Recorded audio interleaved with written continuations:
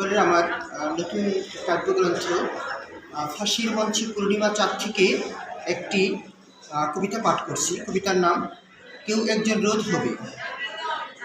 একদিন আমাদের মধ্য থেকেই কেউ একজন দাঁড়িয়ে যাবে, যেভাবে ইট পাথরের প্রাচীর ভেদ করে দাঁড়িয়ে যায় কোনো কোনো উদ্ভিদ, আলো হাওয়ায় ঘটায় নিজের অদম্য উদ্ভাস। হ্যাঁ, অচিরেই দেখতে পাবে কেউ একজন ঝলসে উঠেছে ইশাখার তরবারির মতো।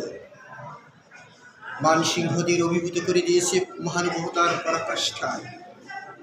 আমাদের মধ্য থেকেই কেউ একজন দাঁড়িয়ে যাবে, যেভাবে ফেরাউনের বিরুদ্ধে দাঁড়িয়েছিলেন মুসা আলাইহিস সালাম। অচিরে একটি পথ বের হয়ে যাবে, যেভাবে উত্তাল সাগরের বুকে পথ হয়েছিল।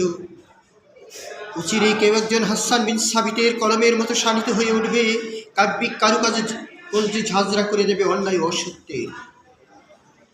অচিরে কেউ একজন রোদ হবে, হটিয়ে দেবে কুয়াশা সমূহ। বন্দরের সকল জাহাজ সাগরে ভাসিয়ে দেওয়ার মতো সকল পিছু টানকে হটিয়ে দিয়ে কেউ একজন এগিয়ে যাবে সম্মুখে, আর অর্জন করবে তারই কেউ সাফল্য। কেউ একজন খালিদের ক্ষিপ্রতা এগিয়ে যাবে পিশাচ বিনাশ অভিযানী, আর এনে দেবে অজস্র ফুল সুবাসে সুবাসিত স্বর্ণ সুস্মিত সকাল। এ হলো আমার ফাঁসির মঞ্চে পূর্ণিমা চাঁদ কাব্যগ্রন্থের একটি কবিতা। সবাই ভালো থাকুন, ধন্যবাদ। I have